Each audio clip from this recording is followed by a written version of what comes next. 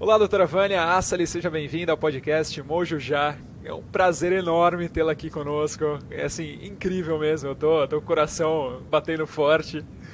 E para quem não conhece a doutora Vânia Assali, ela é médica, endocrinologista, nutróloga, tá em tudo quanto é congresso, tudo que tem de novidade sobre nutrição, sobre prevenção aqui, fora do Brasil. Enfim, é uma enciclopédia ambulante de conhecimento, por isso o prazer, por isso essa minha excitação de tê-la aqui conosco.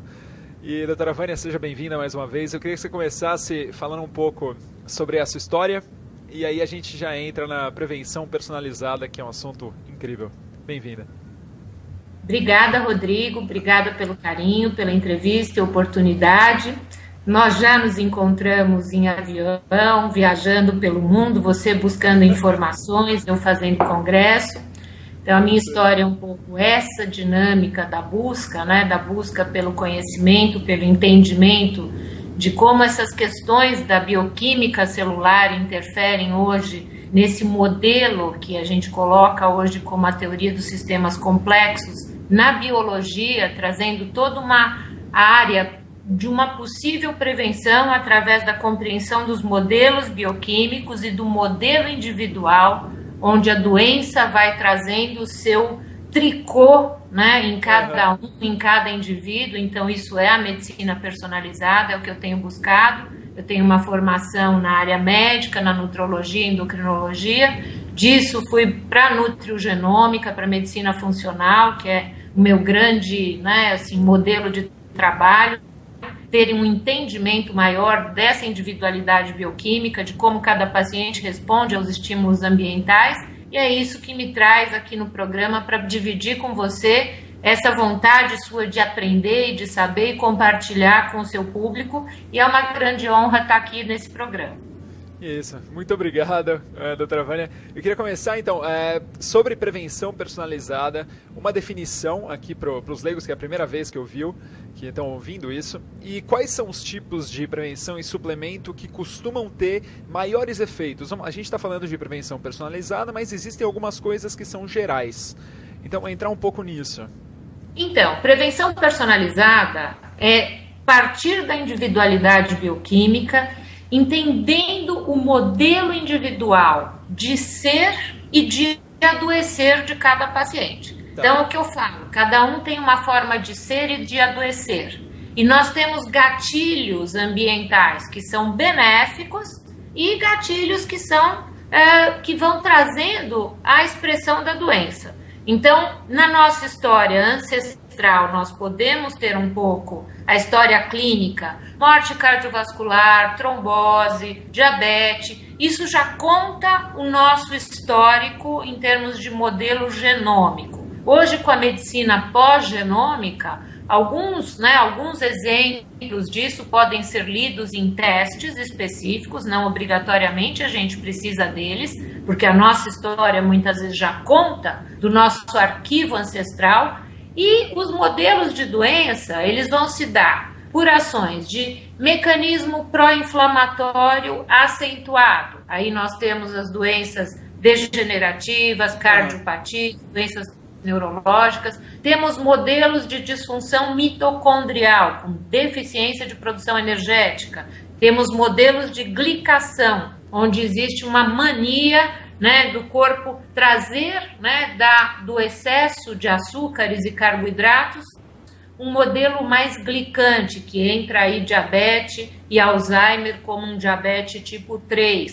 Então, em modelos oxidativos, onde nós temos enzimas, né, antioxidantes que nos protegem da agressão ambiental, seja por excesso de poluentes inalados, a radiação solar ou mesmo um overtraining, um excesso de exercício, mas que naquele modelo individualizado eu carrego uma dificuldade de me defender desse excesso de radicais livres. Então, os modelos de doença, eles são conhecidos. Nós temos associado a isso hoje um modelo muito importante, que eu acredito que traga esse espelho, né, do aumento da infertilidade e tumores, que é a sobrecarga de poluentes ambientais, trazendo dificuldade nesse sistema onde a grande né, desse grande derrame, essa sobrecarga de poluentes, traz uma dificuldade do fígado de suportar essa limpeza endógena, né? Nós não suportamos essa sobrecarga, que aí está no modelo de desintoxicação hepática. Esse é um approach que a gente tem bastante aqui. Nossos ancestrais, eles não lidavam com nem uma porcentagem muito mínima dos estresses que a gente tem hoje, de todo o estresse oxidativo mesmo, né, que a gente lida. E eu entendo muito bem essa parte personalizada, tanto que a gente fala aqui muito da nutrição paleolítica e que muita gente assume como regra, mas que não é nada mais do que um caminho para você seguir, para você se entender um pouquinho melhor. Da mesma forma, eu imagino que na prevenção personalizada parta-se de alguns pontos, como alguns suplementos que a maioria das pessoas tem uma certa deficiência, algumas vitaminas, algumas coisas. Qual é esse geral que a pessoa deveria prestar um pouco mais de atenção no começo, que talvez ela se encaixe no grupo de maior porcentagem dessa deficiência ou que ganharia com algum suplemento? Então, a suplementação, ela sempre vai passar pelo modelo principal da doença. Então, é um paciente que oxida mais, a necessidade de suportar um pouco mais de antioxidante.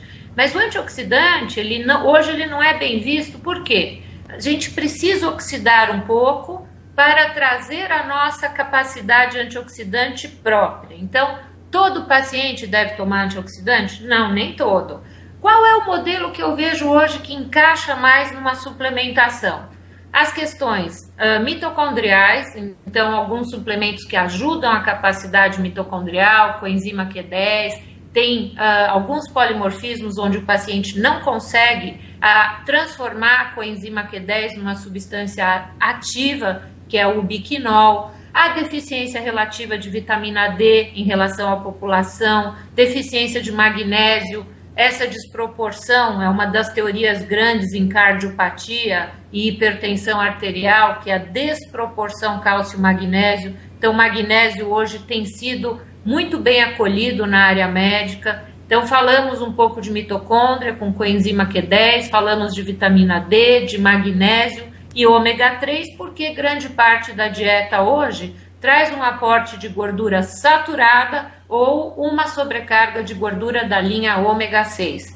Então, o ômega 3 entra como um grande protetor da membrana celular, um protetor dos mecanismos inflamatórios, reduzindo esse tônus inflamatório que vem pela dieta. Então, é claro que essas proporções são individuais, você sempre busca o arquivo, né, das doenças ancestrais. Algumas vezes podemos pedir os polimorfismos e quando não podemos pedir os testes genéticos que falam quem é cada paciente no seu modelo de reagir ao estilo de vida, o que nós podemos mapear os exames e assistir à melhora a partir de cada intervenção. Então, tiramos carboidrato refinado, colocamos alimentos ricos em gorduras saturadas e poliinsaturadas numa proporção correta. Então, aí a Paleo Diet, por exemplo, tirando os farináceos, colocando os tubérculos, foi benéfico para esse paciente essa intervenção? Melhorou a HDL, baixou a LDL, diminuiu proteína C reativa, diminuiu insulinemia? Então, como é que ele foi modificado a partir de uma escolha de mudança de estilo de vida? E aí sim a gente pode assistir o paciente na sua individualidade bioquímica. Falando um pouco dessa parte de individualidade, quais seriam alguns exames, algumas coisas que, óbvio que você deve saber na ponta da língua, quais são os primeiros exames, os primeiros marcadores para se olhar na quantidade de inflamação que a gente tem, quantidade de oxidação, de glicação que está acontecendo no nosso organismo. Quais seriam os principais para a gente ter na ponta da língua e manter um acompanhamento de acordo com a nossa idade? Então, hoje tem alguns dados, né, que a gente coloca como ponto ideal para a saúde, que são biomarcadores de saúde. Eles não são números que trazem o espelho da doença, mas a gente busca o espelho da saúde, qualificar o indivíduo no ideal para a saúde. Tá. Então, pelo índice de massa corpórea até 25, o ideal seria termos uma insulinemia de jejum até no máximo 10, com um ponto de nível ótimo 7, O Roma-IR, que é aquela relação insulina-glicemia, até 2,5, isso falando de um indivíduo com peso até índice de massa corporal de 25, porque, claro, o obeso tem um pouco mais de insulinemia, o que é, para mim, assim, aceitar que aquele indivíduo vá se tornando cada vez mais obeso. Se eu permitir uma insulina de 15 ou de 20 em jejum, com o índice de resistência à insulina, aquele Roma-IR, muito alto, 4,5, 5, certamente eu vou estar sendo tolerante com essa obesidade e trazer possivelmente um diabetes em 5 a 10 anos. Então, falamos de insulinemia em torno de um ponto ideal de corte 10, objetivando 7, uma glicemia de jejum até 90 no máximo, um C-peptídeo, que é o peptídeo C, que é a produção, é um reflexo da produção de insulina 24 horas, ponto ideal até 2,5, um HDL bem bacana seria acima de 60, não o ponto de corte em 40, mas é claro que isso depende das proporções. Uma relação triglicéride sobre HDL, número do triglicéride no plasma dividido pelo HDL, até 3 no máximo, com ponto ideal em 2,5, proteína C reativa até 0,10, exceto em circunstâncias em que esse paciente tem alguma infecção, porque isso vai ser um marcador de infecção presente. A ferritina até 300 no máximo, é claro que existem pacientes que têm hemocromatose, então nesses marcadores, homocisteína também é um dado, não aceito como um marcador absoluto na literatura, mas como um peso a mais indicativo de saúde endotelial, que é a parte de dentro da artéria. Então, esse marcador de estresse oxidativo indireto, homocisteína, até 7,5, com ponto de corte aceitável na medicina em 12 a 13.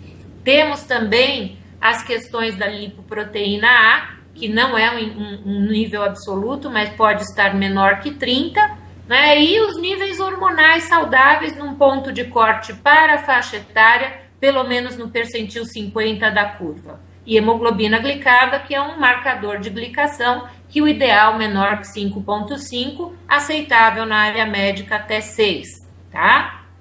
Caramba, que aula! É muita coisa, mas eu acho que você tem lido bastante sobre isso, que eu sei que você tem lido muita coisa. É uma pessoa que eu tenho minha admiração total, porque você estuda o que você pergunta, então você vem perguntar para mim sempre sabendo, não é uma pergunta vazia, né? Então, esse é o grande ponto dessa entrevista, é poder discutir com você, sabendo que você já leu tudo que eu estou perguntando. Sem dúvida. E entrando nisso, a prevenção personalizada, a gente fala muito aqui no podcast também, passa por mudanças no estilo de vida da pessoa. É impossível você falar de prevenção usando só medicamento. E o médico, assim, nos últimos anos, ele tem tido uma função que as pessoas mesmo colocaram neles, aqui no Ocidente, de eu vou lá quando eu tô mal, me dá uma pílula mágica para eu melhorar, enquanto o que a gente vê no Oriente é que um médico bom é um médico cujos pacientes nunca ficam doentes. Então, esse é considerado bom. Aqui o médico parece que vive do paciente... Vive da doença. Vive da doença. Como é que você enxerga isso? Uma pergunta, como é que você fala ou sugere para a pessoa mudar um pouco o estilo de vida? Porque isso é raro. Isso é um convite para a saúde, né? O paciente que vem, né, no meu dia a dia, tem alguns doentes, claro, mas a gente convida para a mudança de estilo de vida para aumentar saldo biológico para o envelhecimento. É mudança de paradigma, cuidar da saúde, depósito de saldo biológico através da manutenção de uma informação bioquímica que corrija os erros principais, que é o roteiro que sinaliza a doença de cada um. Então, você é mais inflamatório? Vamos trabalhar a redução de uma dieta inflamatória, não vamos aquecer a carne, vamos diminuir fritura, produtos gratinados, você vai usar mais ômega 3, vamos trabalhar algumas ervas, alguns temperos com potencial anti-inflamatório, e se você precisar de droga, também vamos escolher a melhor droga com a menor toxicidade. Então, esse saldo de saúde para convidá-lo através da consciência e aí a sua inteligência de compartilhar comigo um novo roteiro para estabelecer melhor trajetória de saúde.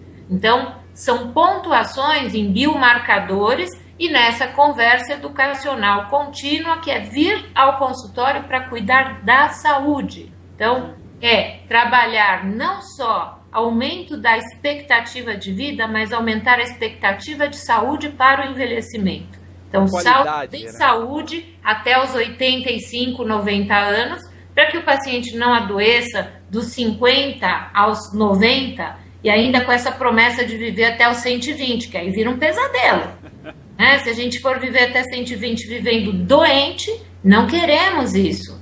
Então, depósito de informação com convite a mudanças. É estresse crônico? Vamos fazer meditação, exercício. Você é uma pessoa com doenças pancreáticas, tem insulina alta, vamos diminuir carboidrato refinado, colocar as gorduras nobres, colocar um carboidrato mais achatado, com digestão lenta, um carbo complexo, um tubérculo. Bacana, legal. Vamos aumentar a fibra. É um paciente que faz mais tumores.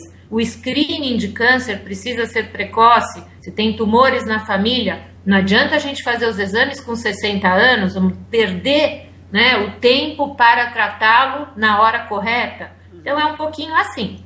É um convite, né? A conscientização, a educação e aí a mudança a partir da leitura dos dados que me falam qual é o modelo de doença desta família e deste paciente que me procura. Obviamente, doutora, assim, é sensacional a sua forma de encarar a medicina, o paciente, na individualidade dele. E, infelizmente, eu posso falar pelo menos por mim, não é o que a gente vê na maioria dos médicos por aí, não é o que a gente vê na cabeça de vários profissionais da área de hoje em dia, que ele tem uma coisa um pouco mais antiga, um pouco mais... tenho até um pouco de medo de falar algumas palavras aqui. Mas como que você enxerga o futuro da medicina nessa briga das indústrias de medicamento, talvez vamos colocar assim, que vivem da pessoa com seus altos e baixos, buscando só band-aids, sem fazer nenhuma mudança profunda de mentalidade e de estilo de vida, e dos médicos que vão atrás de métodos de prevenção que também acabam vendo menos o paciente. Então é mais ou menos estranho essa... Previne, mas aí você não vai vir. Então tem mais ou menos uma luta aí na cabeça de alguns médicos. Como é que tá essa... A medicina tem passado por mudanças depois da descoberta do genoma, né? Hoje existem cursos sobre a aplicação do genoma na prática clínica. Existe uma resistência. Na oncologia, por exemplo, isso vem mais forte porque os genes, né, que trazem alguns tipos de tumor, genes proteína P53, o BRCA, que foi visto na Angelina Jolie. Então, isso trouxe uma revolução, né, dentro dessa área de conhecimento, onde os pacientes vêm até nós pedindo socorro, lendo alguma coisa, que é um pouco o que você faz, e pedindo que o médico traduza essa prática, né, essa leitura, o que foi dado na pesquisa para a prática clínica. Nós estamos em mudanças, nós estamos numa evolução, alguns médicos hoje já se relacionam melhor com isso. Existe um médico que sempre vai estar no pronto-socorro, fazendo UTI, o profissional que opera, e existe o profissional que é o profissional da área preventiva hoje, que é um profissional que sempre vai ter essa visão parecida com a minha, que é entender o modelo da doença e, a partir disso, escolher mudança de estilo de vida, nutrição e suplementação consciente, sem exageros, porque teve muito exagero, acho que por isso que tem esse preconceito. Existe uma comercialização também daquilo que é moderno, isso traz um pouco de receio da área do avanço na medicina se tornar, né, uma modalidade um pouco vulgarizada pelos outros médicos. Então, nós estamos nesse momento, consciência de que isso é muito sério, de que existe toda uma base de dados, a nutriogenômica tem colaborado muito, né, para o conhecimento da interação gene-nutriente. Então, ela traz as pesquisas, estão lindas em publicações muito fundamentadas. Essa área da microbiota hoje é um mundo, né? Entender como as bactérias que moram no nosso corpo trazem um perfil de colaboração, de simbiose ou desbiose, trazendo obesidade, diabetes, doença cardíaca, doença neurodegenerativa. Então, precisou, né, que essas pesquisas fossem mais fundamentadas e não apenas um modismo, para que a área médica pudesse reconhecer isso como uma aplicação real e concreta. O peso da indústria farmacêutica nas pesquisas para modificar também as drogas há de vir, né? Hoje a gente vê, tá bom, tem lançamento de medicação de colesterol com polifenóis? Tem magnésio na indústria farmacêutica com enzima Q10, tem milgram, não posso falar nome comercial, mas tem vitamina B2, benfutiamina. Tem várias vitaminas que hoje já estão colocadas na nossa rotina, no dia a dia do consultório para o médico que era ortodoxo e hoje tem visto a medicina como uma possibilidade de intervenção mais preventiva. E eu queria que entrasse um pouco mais nas ações práticas que a medicina obteve pós-genoma, que pelo que você fala, foi algo realmente marcante na medicina e até um pouco da epigenética, que a gente tem visto muitos estudos hoje de mudanças momentâneas, mudanças de período de mês, de 2 meses, que podem ser passadas para os filhos na ativação de alguns genes. Então, isso é muito importante, porque assim, eu sempre falo, e é uma coisa importante, saber que genética não é destino, né? Então, a leitura dos testes genéticos, ela é uma leitura de suscetibilidade. Então, o que trouxe a era pós-genômica? A possibilidade de nós buscarmos na leitura dos polimorfismos, que são mudanças do gene que acontecem em menos de 1% da população, mas que ocorreu por uma questão evolutiva. Então, por exemplo, a hemocromatose. Ela foi um acúmulo necessário de ferro para evitar a anemia em uma época em que o ser humano teve escassez ou sangramento excessivo. Então, esses polimorfismos são lidos em testes. É obrigatório pedir? Não, não é. Ele é um teste a mais que norteia o diagnóstico e a terapia, trazendo uma terapia mais personalizada. Então, hoje pedido, polimorfismo para ver reatividade a drogas anticoagulantes, a varfarina, o de trombose, fator de Leiden, que é visto para meninas que vão tomar anticoncepcional. É um teste obrigatório, porque algumas trazem um fator genético para risco de trombose. Hemocromatose, para quem tem ferritina alta, vamos verificar o depósito de ferro no fígado para não ter uma evolução para cirrose ou câncer de fígado. Então tá bom, esse paciente vai ser diagnosticado. E os polimorfismos vão reafirmar a nossa necessidade de tratar de uma maneira realmente eficaz. Então esses testes estão aí na indústria, dentro dos testes laboratoriais, em grande parte dos laboratórios, e alguns testes que não são disponíveis para a área médica e que podem ser pedidos como uma ferramenta a mais. Eu falo que a gente joga xadrez com o genoma toda vez que a gente conversa com ele, colocando uma intervenção que deve ser mantida para acontecer uma mudança, pelo menos 4 meses, para que se leia mudança nos dados laboratoriais. Então, genética não é destino, a gente conversa com o genoma. E outra coisa é a epigenética, o quanto alguma interferência ambiental é capaz de mudar esse ioiô onde se transcreve o gene. Então, o gene ele é transcrito, ele não é um padrão fixo. Eu posso passar um código de barras e nesse gene ter alguns pins que estão fechados, modificando a expressão desses genes. Então, a gente sabe que metilação, acetilação são modelos de informação onde a transcrição do gene muda e isso pode passar para as outras gerações. Exposição a poluentes ambientais, deficiência de nutrientes no período intragestacional, essas modificações podem passar para outra geração porque vai passar pelas células germinativas, os gametas dos bebês para a geração a seguir. Então, quando se lê hoje na literatura que nós somos o que a nossa avó comeu, né? Isso é uma verdade. porque ela se alimentou, passou para minha mãe, para o ovário da minha mãe, que passa a célula germinativa para mim. Essa é a nossa responsabilidade transgeracional. E dá até pra falar Essa é a qualidade. dá até pra falar que nós somos o que a nossa avó comeu enquanto deu à luz, mais ou menos, a nossa mãe, né? Isso, exatamente, porque na minha avó, no período que a minha mãe estava sendo formada na barriga dela, que foi colocada a informação da célula germinativa que deu origem a mim. E aí isso vai pontuando, né, esse efeito transgeracional epigenético, que é o quanto a informação nutricional, a poluição, os medicamentos passam de geração a geração. As pesquisas em animais, isso é visto com muita tranquilidade, porque o tempo de vida de um ratinho é curto. Então eu posso colocar o rato na gaiola, pôr um veneno, ver a mãe desse o filhote se transformar na avó do outro filhotinho contaminado pelo poluente. Então isso a gente estuda em dados laboratoriais de pesquisa em animais que têm vida curta, né? Nos humanos não dá para ver as 3 gerações. Dá pra notar, né? A gente sempre tem aquela percepção de que aquilo faz um certo sentido, talvez.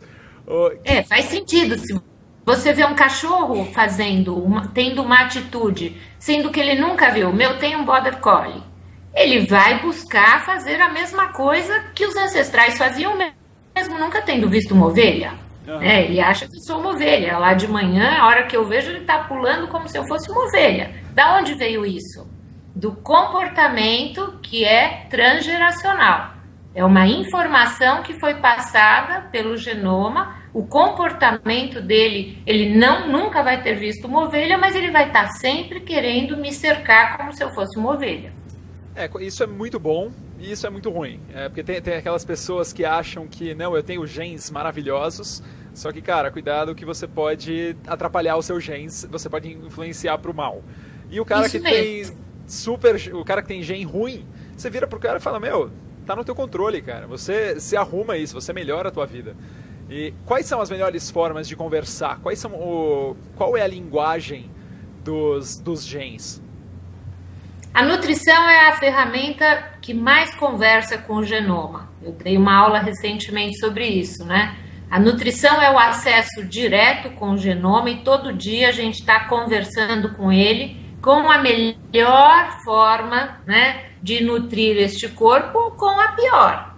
Então, essa interação gene-nutriente é vista na nutriogenômica e nós podemos sim ter acesso direto a uma ligação simples. Olá, gene, vamos transcrever, né, uma boa proteína, um bom hormônio, um bom tecido. Isso a gente vê muito como está o fenótipo, o corpo, dentro do que cada um pode ser. A pessoa que não tem tendência a ser alta, ela não vai ser alta, mas ela vai ter uma boa ossatura, boa musculatura. É claro que tem questões que são fixas, mas eu posso ter tendência a engordar, mas me tornar uma pessoa o melhor daquele perfil. Então, não sinalizando a flexibilidade na doença, e sim na saúde, a partir das informações que eu trago. A modificação se dá pelo dia a dia e poluentes ambientais e alimentação são muito importantes. O estilo de vida, a qualidade de sono, o estresse crônico também, né? E essa qualidade das relações no sentido geral.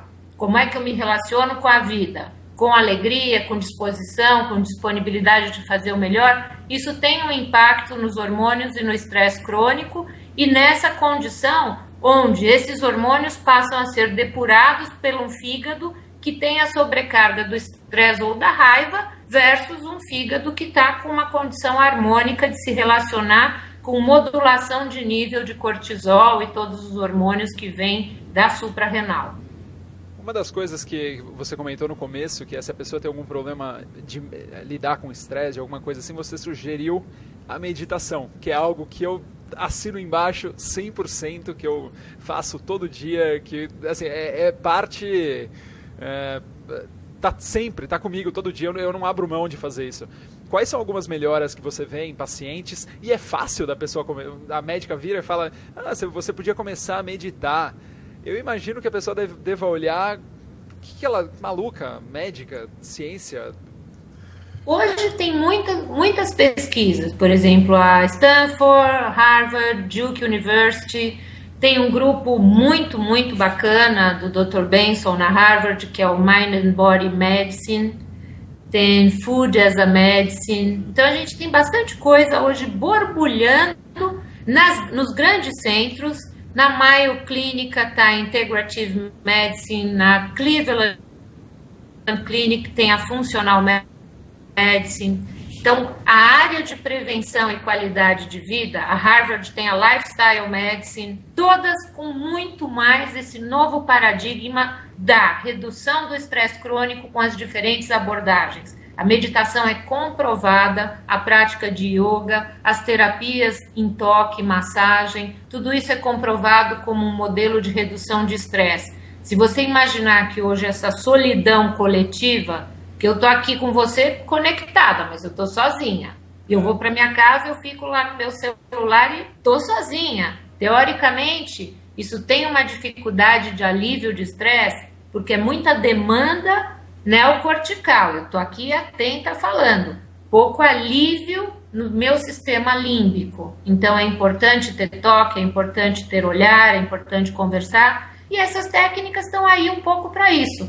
Para baixar um pouco o nível de alerta e um pouco para esse resgate da percepção e da sensibilidade e, ao mesmo tempo, dessa qualidade de relaxamento ou do hiperfoco da meditação, que é conseguir uma normalização do estado de ondas, que você tenha uma melhor capacidade de interagir e reduzir o estresse, essa onda de alerta que pega um pouco mais essa área de degeneração de hipocampo por estresse crônico, por aumento de cortisol.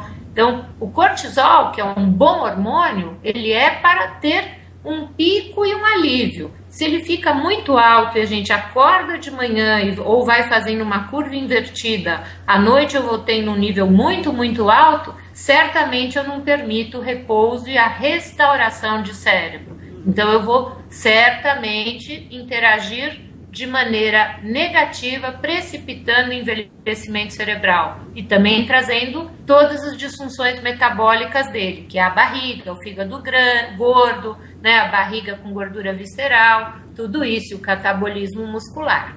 Essa parte do cortisol é extremamente importante, que o que a doutora Vânia acabou de falar é que a gente deve iniciar o cortisol, iniciar o dia com o cortisol no alto, bem alto, para dar aquela energia, para a gente estar focado no que a gente tem que fazer. E aí, se a gente pegar uma visão ancestral, seria caçar a comida, que nada mais é do que trabalhar, trazer o dinheiro para casa e produzir e se expressar. E aí, no final do dia, ele abaixa, a gente está tranquilo, tá com sono. E aumenta a melatonina. Que, por sinal, eu uso aquele óculos laranja, né? Isso.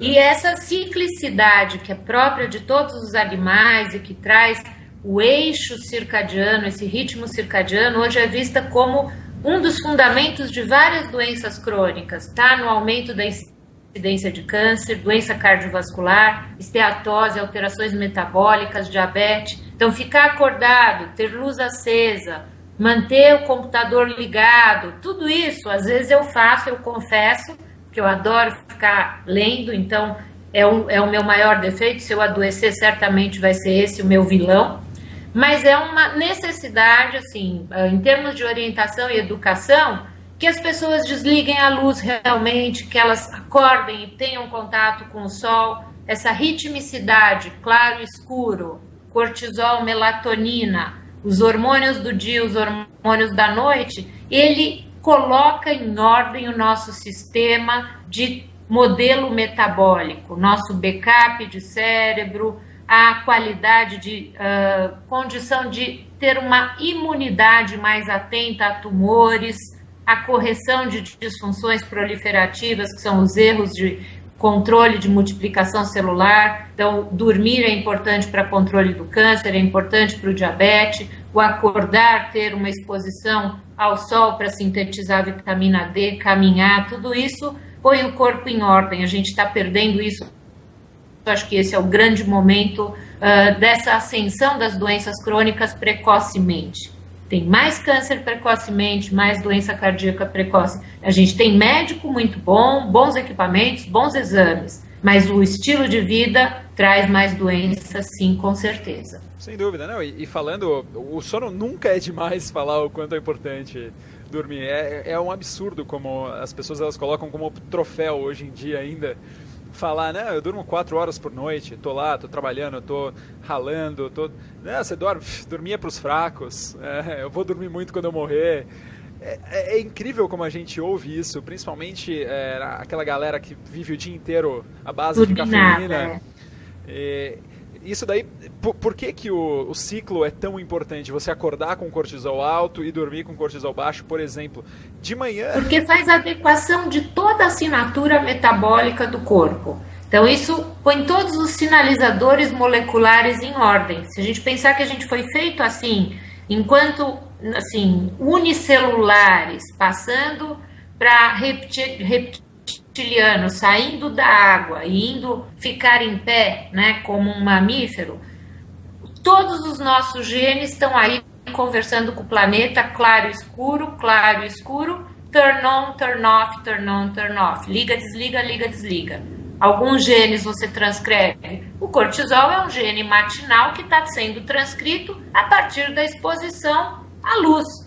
Enquanto a melatonina está sendo um tricôzinho noturno. Se a gente bagunça todo esse tricô, certamente o corpo modifica, né? A assinatura metabólica modifica, a assinatura imunológica e o fenótipo. Vou ficar mais gorda, mais velha, né? Com osteoporose, perda de músculo, meu cérebro não vai fazer backup, memória se faz à noite. Eu descobri um jeito então, essa é a tonalidade da vida. Tem um livro chama Lights Out, da T.S. Wiley. É um livro que tem um approach mais ancestral sobre o sono. E aí a ideia qual que é? Quando a gente fica por muito tempo acordado à noite, com a luz acesa, seja lendo, seja assistindo televisão, alguma coisa nesse sentido, para o nosso corpo é como se fosse dia ainda. Isso, então, isso mesmo. E o dia é verão. O dia longo é dia de verão. E aí, o que o corpo faz nos dias de verão? Ele estoca gordura para se proteger no inverno. Exatamente. Essas sinalizações metabólicas. Isso eu chamo de assinatura metabólica a partir da interação do ambiente.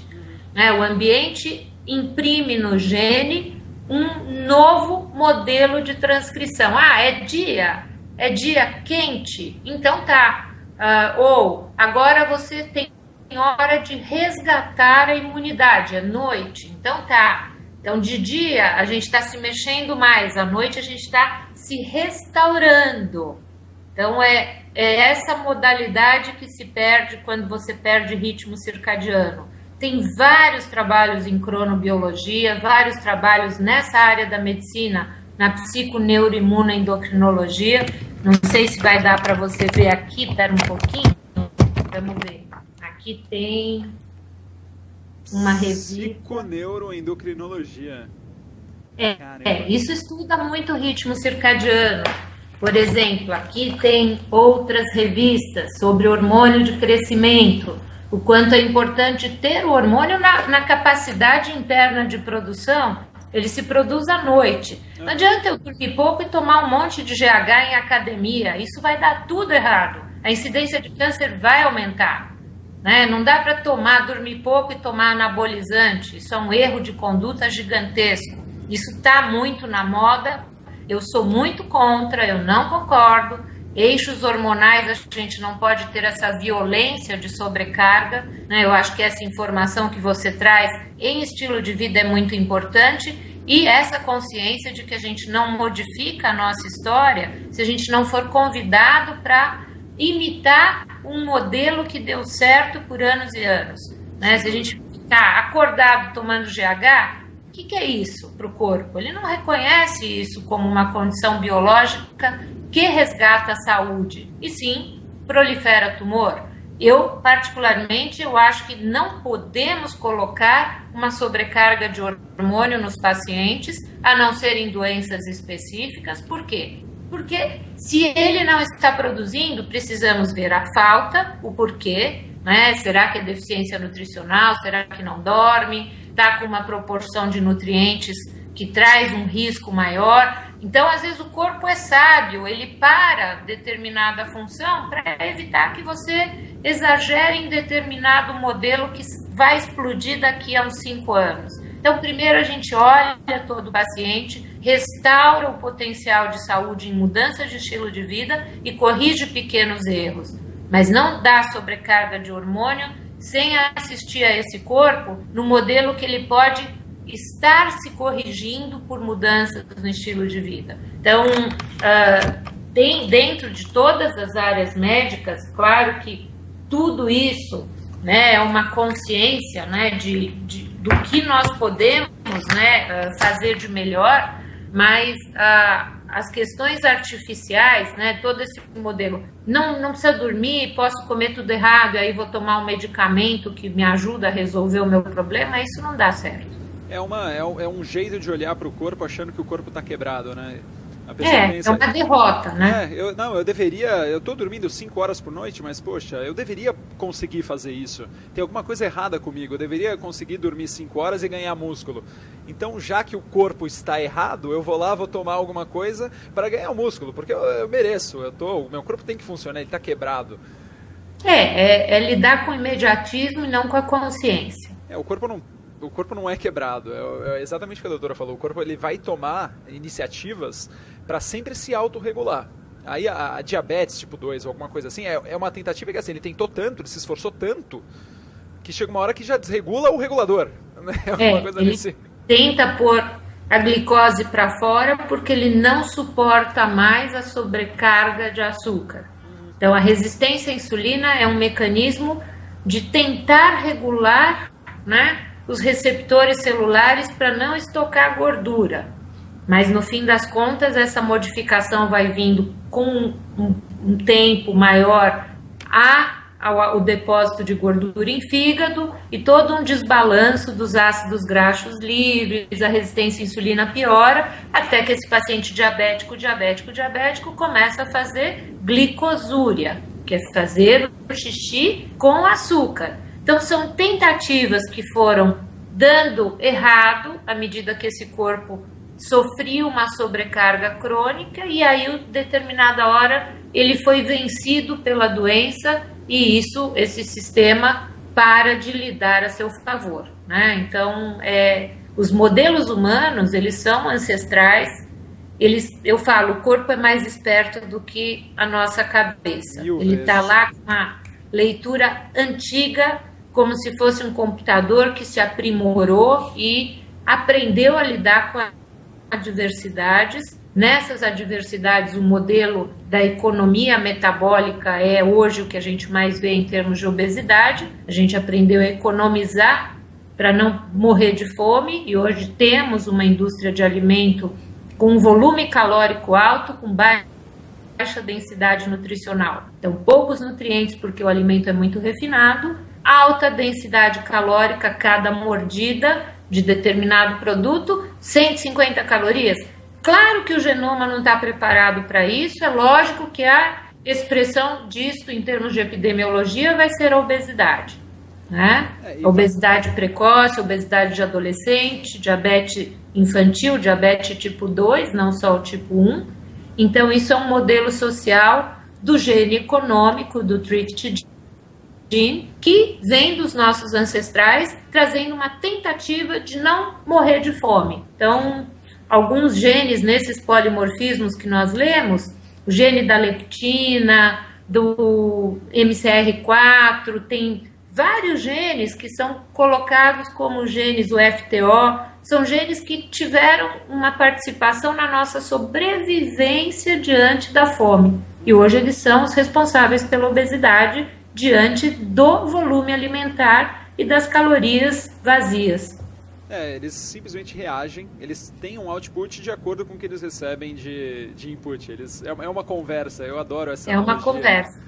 É uma conversa, a gente joga xadrez com eles o dia inteiro. Só que ninguém aprendeu a jogar xadrez. É um jogo que a gente conhece regras completamente diferentes das que o corpo conhece. A gente está jogando um jogo e o nosso adversário joga um jogo completamente diferente.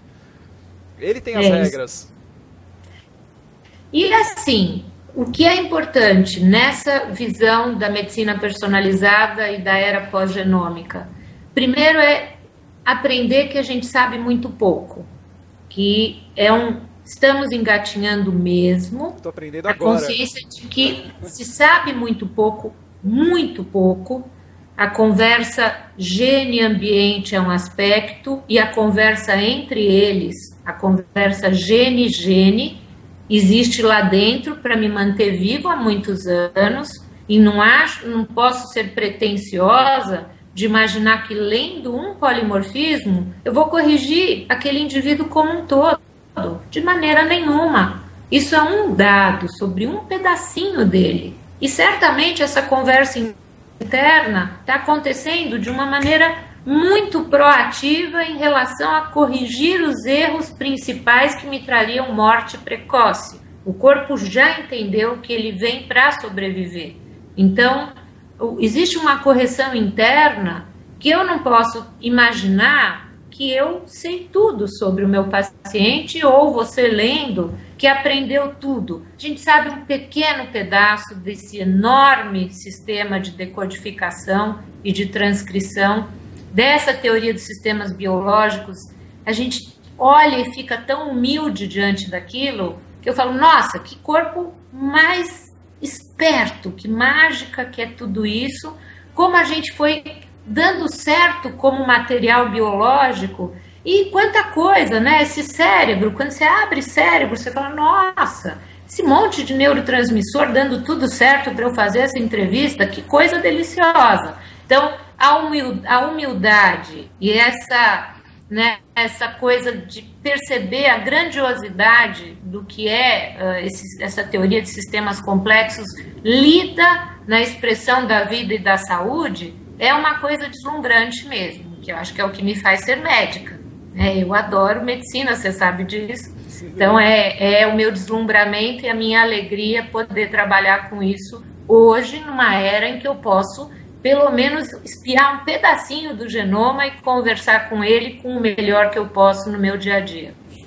É incrível. O que eu levo disso, assim, tá sendo uma aula gigantesca. Muita coisa aqui que a gente fala, claro, já cruzou na minha frente, eu já vi, eu já li, mas assim, esse conhecimento profundo, essa coisa, eu não tenho. Tem muita coisa que eu tô vendo, eu procuro, isso daqui é interessante, como que funciona. Agora, eu vejo minha dificuldade, eu sou engenheiro. Mas para você talvez seja mais fácil do que para médico. Será? Acho que sim, porque está acostumado com decodificações, com sistemas complexos, com computação. Médico, a gente está acostumado com doença e remédio. Imagina, isso é uma revolução. Hoje eu tenho aula, normalmente, quando eu vou para esses congressos, com gente lá do Vale do Silício, né, que são os pesquisadores de computação, né, que definem os softwares de leitura. Então, tem biólogo, geneticista, matemático, engenheiro. A gente já se mistura para fazer um congresso integrativo, né, em outras áreas que não tem só médico, né? Então, isso já é uma inovação e tira um pouco esse endeusamento da área médica, que era o grande poder, né, do médico em relação a saber sobre o ser humano. Hoje a gente compartilha com as outras profissões essa capacidade de mostrar a nossa ignorância em tantas áreas, né? A gente não sabe muita coisa, o médico fica realmente assistindo o paciente à doença e a gente tem muito pouco tempo para entender de computação e de máquinas e dessa leitura mais sistêmica, né? Essa sistemática do corpo humano. Isso, a gente foi vencido, a nossa ignorância está aí explícita para grandes centros de pesquisa que lidam, por exemplo, com os computadores lendo o nosso genoma e todas as interações. Tá o gene aqui, se conversar com esse, aí ele corrige, o outro, se tiver com essa informação, vai dar errado, se colocar tal nutriente, pode melhorar. Então, isso está sendo mapeado dia após dia em todas as pesquisas, em metabolômica, proteômica. Então, farmacogenômica a gente já tem muito pela indústria farmacêutica, nutriogenômica, indústria de alimento. Toxicogenômica está se abrindo agora, que é a carga tóxica para determinados humanos, mas como a gente está num mundo poluído, um caldo químico de poluentes ambientais, certamente a gente não consegue ler, olha, Vânia, você vai ter enfisema porque você teve exposição a uma mãe fumante.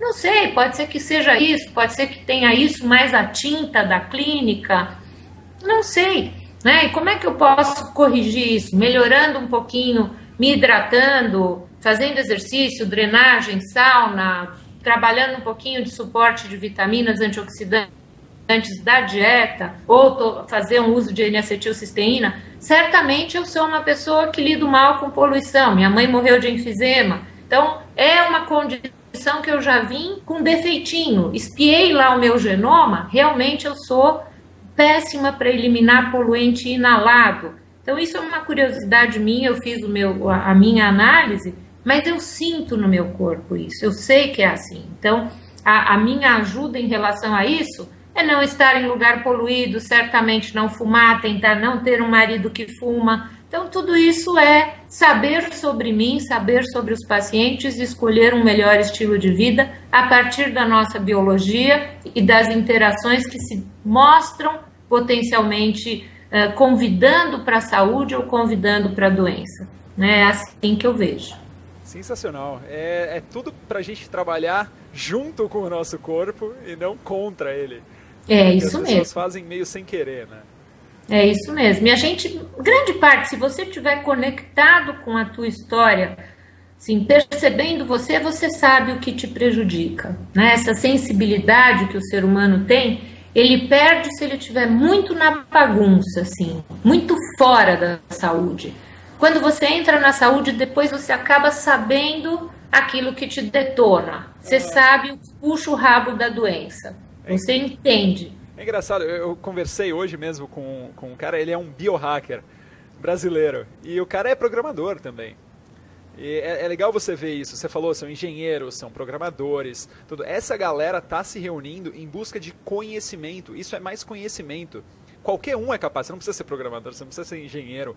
Todo mundo tem a opção e a oportunidade de ganhar um pouco mais de poder sobre o próprio corpo. O corpo é teu.